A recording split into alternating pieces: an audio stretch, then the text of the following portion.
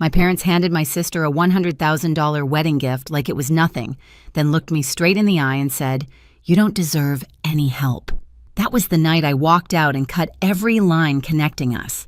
I built my life in silence, no calls, no updates, just work and grit. 3 years later, my sister slowed her car in front of my $2 million home and called our mother, sobbing, asking why I had what she didn't. But the real twist isn't the house she saw that day. It's what she never expected to find behind the door. I grew up in a house where perfection wasn't just encouraged, it was required. From the outside, the Hartmans looked like a polished Boston family, a surgeon father, a university lecturer, mother, a tidy colonial home with trimmed hedges and framed vacation photos lining the hallway. But inside, there was a quiet hierarchy everyone understood without it ever being spoken. Victoria, my older sister, filled every room with the kind of effortless light my parents adored. She had their features, their charm, their expectations wrapped neatly around her like a birthright. And me, I was the girl they constantly reminded to try harder. Some memories arrive softly like dust motes floating in sunbeams. Others hit like sharp glass. I remember sitting at the dining table, the smell of roasted chicken in the air, while my parents bragged about Victoria's private school achievements. When the conversation shifted to me, the tone changed lighter, obligatory, dismissive. "Lily's independent," my mom would say with a smile that didn't quite reach her eyes. "She's used to figuring things out." Independent was their polite word for overlooked. I started working at 16, saving every spare dollar in a chipped jar under my bed. Meanwhile, Victoria got a brand new car with a bow on top and a celebratory dinner. When I left for college, it was in a rattling used Toyota I'd bought myself. Victoria left in a sleek sedan, our father proudly parked in the driveway, neighbors watching. Still, I tried. I tried to be enough. I tried to be seen. By my 20s, I'd carved out a path in marketing, nothing glamorous, just steady work at a mid-size agency. I was good at it too, even if my mother's lips tightened whenever I mentioned my job.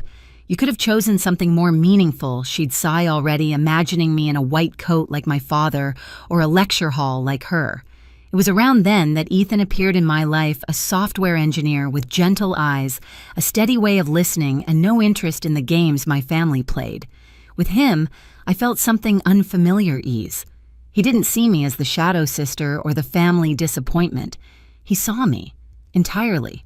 I hoped naively that my family would see him too. But the first time I brought him home for Thanksgiving, the temperature in the room dropped. My father sized him up in seconds. My mother asked questions that sounded like compliments, but weren't. And Victoria, glowing in her engagement ring, gave Ethan a polite, bored smile before diving into another story about Andrew's remarkable connections. I tried to ignore the feeling building in my chest, that familiar tightening, that quiet, practiced acceptance of being second. But something shifted that night when my father tapped his glass for attention and launched into a congratulatory speech about Victoria's upcoming wedding. The pride in his voice was warm and rich, a warmth I had never once felt turned toward me. I didn't know it then, but that dinner was the first tremor. The real break was still coming. The breaking point didn't arrive with an explosion. It came quietly disguised as a Sunday dinner my parents claimed was just to talk. Ethan and I arrived with a bottle of wine and cautious optimism. I kept telling myself this was a chance. Maybe the chance to feel like part of the family instead of a footnote. But the moment we stepped into the dining room, I felt it, the stiffness in the air, the way my mother's smile faltered before settling into something too polite. The table was set simply no celebration in sight. My father didn't even look up from his glass when he greeted us. We made small talk while the lasagna cooled on the counter, weather traffic Ethan's job. Not a single question about our engagement. Not one. Finally, when my mother poured coffee, I took a breath and said, "We wanted to talk about the wedding. We're keeping it small, but we hoped maybe you'd want to be involved." My father set down his mug with a soft click. And what exactly does that mean? The tone in his voice wasn't confusion, it was accusation. Ethan leaned forward steady. "We're not expecting anything. Just thought a conversation would be respectful." My mother folded her hands. "Respectful is following the traditions of this family. Victoria understands that. She always has." There it was, the comparison sharpened to a blade. I swallowed. We're not asking for $100,000. Just support." My father exhaled through his nose, irritation radiating off him. "Lily, your sister has made choices aligned with our values. She's marrying someone of her standing. She's invested in maintaining our family's reputation." My mother's voice followed like a second blow. "You haven't." Ethan straightened beside me, but I lifted a hand. "Don't." I needed to hear this. Maybe I always had. My father looked me directly in the eye, the surgeon precision in his tone. "You don't deserve any help." The words landed like a dropped scalpel, cold, exact, irrevocable. Something inside me went still, not shattered, not broken, just still like water moments before it freezes. Ethan said something I don't remember what. My mother added a soft, "It's for your own good," which was almost worse. Victoria wasn't even there, but somehow she filled the room anyway, her framed photos on the wall, her perfect life held up as the silent justification for my punishment. I placed my napkin on the table. "We should go." My mother reached out too late, murmuring my name, but there was no warmth in it, no regret, just habit. On the drive home, Ethan held my hand, thumb brushing over my knuckles, but I barely felt it. My father's words echoed in loops, settling into places I didn't know were still vulnerable. "You don't deserve any help." By morning, the echo had hardened into resolve. I blocked their numbers, deleted our family group chat, removed myself from every thread of obligation I'd been clutching out of hope. And then I walked forward into a life where I wouldn't wait for them to see me. Cutting contact sounded dramatic when I said it out loud, but in practice, it looked strangely ordinary. I woke up that Monday, made coffee, and sat at the small kitchen table beside Ethan. The morning light came through the blinds in narrow stripes. I opened my phone, stared at my family, thread photos of vacations I wasn't invited to, updates about Victoria's wedding I'd read with quiet hope, and tapped "Leave conversation." The screen blinked. Gone. Then I blocked my parents. Blocked Victoria. My chest tightened, but it didn't break. It felt like undoing a knot I'd been carrying for years. "Are you sure?" Ethan asked gently. "No," I admitted. "But I know I can't keep living like that." And so I didn't. Instead, I threw myself into work. My agency was understaffed and overworked, perfect for someone desperate to stay busy. I pitched new ideas, took on more clients, and discovered I wasn't just good at marketing, I was exceptional. I understood people. I understood stories. And clients noticed. 3 months in, I was promoted. 6 months in a major company requested me specifically. A year later, I quit and launched my own digital startup with 2 coworkers who believed in me more than my family ever had. We worked out of a tiny office above a coffee shop, the kind of place where the heater rattled in the winter and the windows fogged in the rain. But the energy was electric. Every day felt like building something out of thin air, something that belonged entirely to me. Ethan was there through it all, showing up with takeout late-night pep talks or a quiet hug when the pressure felt crushing. He never resented my ambition. He fueled it. By the second year, our client list had tripled. We weren't just surviving, we were thriving. Investors started reaching out. I'd stare at their emails and think about my father's voice telling me what I didn't deserve. Funny how success sounds different when you earn it in silence. Meanwhile, my parents remained exactly where I left them, far away. No birthday cards, no just checking in, nothing. Their absence strangely became a kind of clarity, a relief. Ethan proposed the night we signed our first big contract. No elaborate setup, no staged photos, just the 2 of us on our apartment balcony, the city humming below. He held out a simple ring and said, "I want to build a life with you, one that doesn't hurt."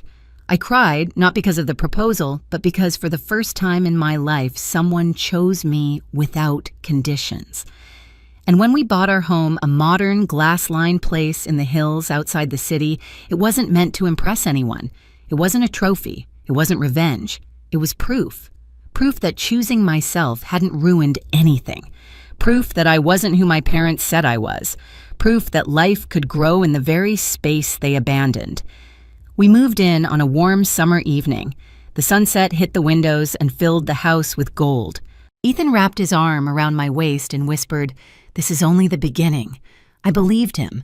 But I didn't know that miles away someone else was about to find my address, someone whose curiosity wasn't innocent at all. I didn't know anything was wrong until Sophia texted me one quiet Saturday morning. "Hey, was that your sister driving past your house?" I froze mid-sip of coffee. Sophia lived a few houses down. She'd met Victoria once at our wedding. She knew exactly what she was seeing. Before I could reply, another message popped up. She stopped across the street, just staring, then sped off. A cold prickle worked its way up my spine. 3 years of silence, and now this. Ethan glanced over. "Everything okay?" I didn't answer right away, because I didn't know. Later that afternoon, my phone rang with a number I hadn't seen since the night my father told me I didn't deserve help. For a moment, I considered letting it go to voicemail.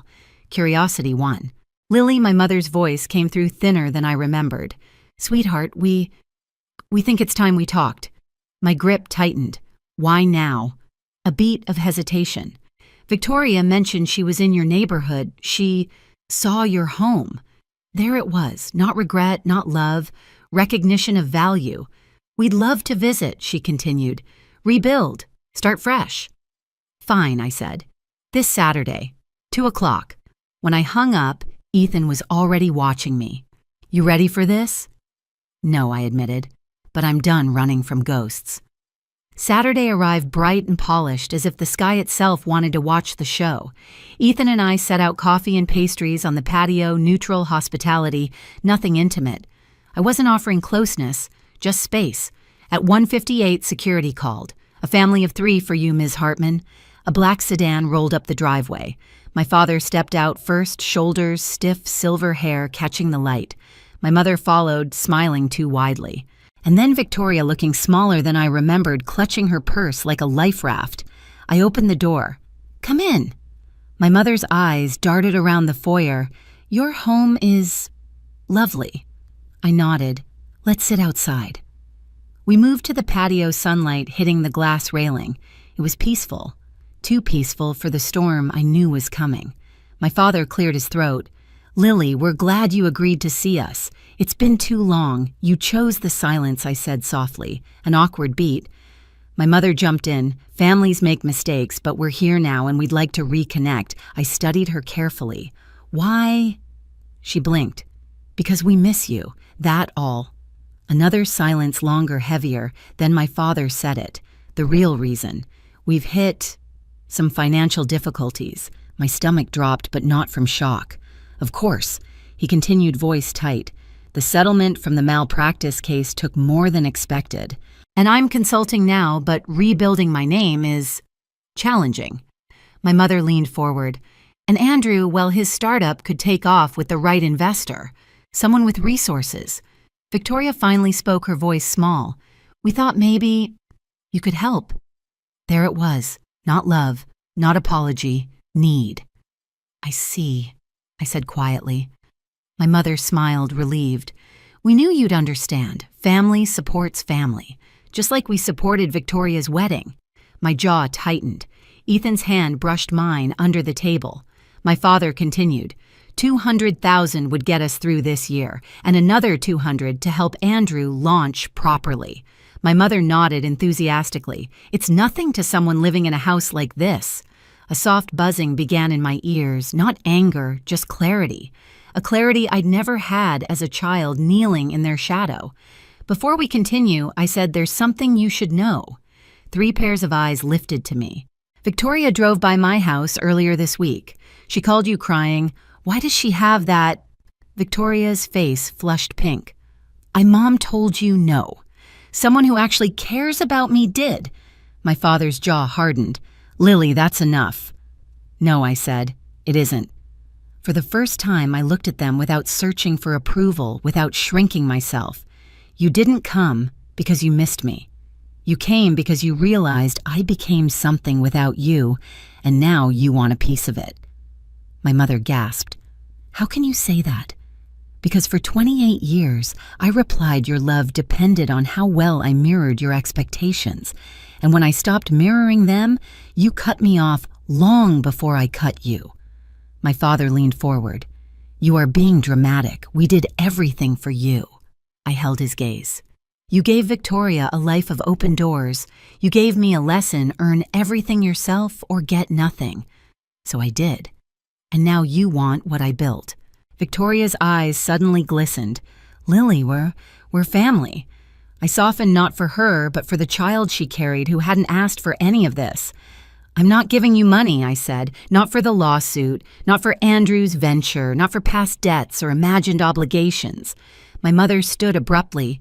"After everything we gave you, you gave me standards I could never meet," I said gently, "and pain that pushed me to build a life without you." They stared at me, stunned by the calm. But I continued, turning to Victoria. "I will do one thing. I'll set up an education fund for your baby. It will be in the child's name only. No withdrawals for anything else." Victoria's lips parted. You do that?" "Yes, because your child deserves a future untouched by this dysfunction." My father scoffed.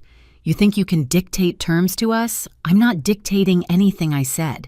"I'm choosing boundaries." I stood, signaling the end. "You came here for money.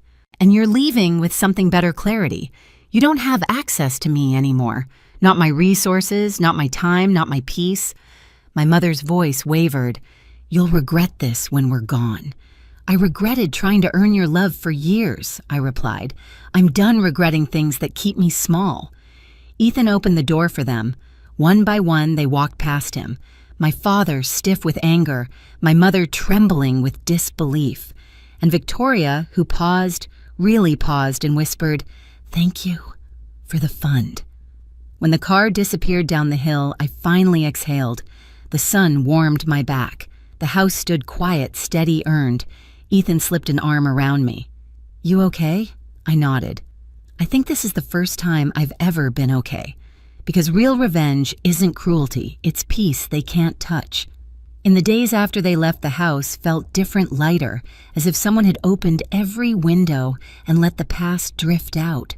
I kept waiting for the familiar sting of guilt or the ache of second-guessing, but neither came.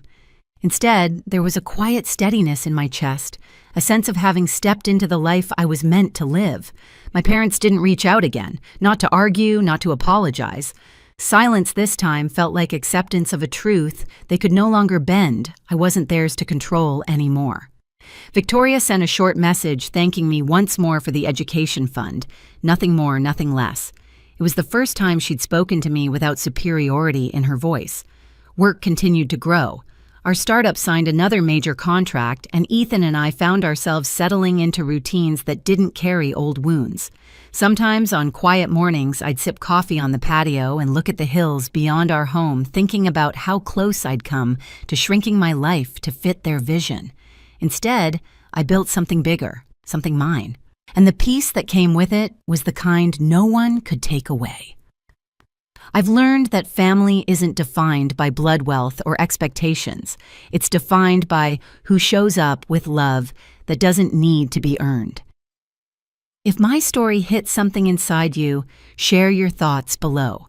And if you've ever had to rebuild your life from the ground up, you're not alone here. Subscribe, like, and stay with me for the next story. There's always another truth waiting to be told.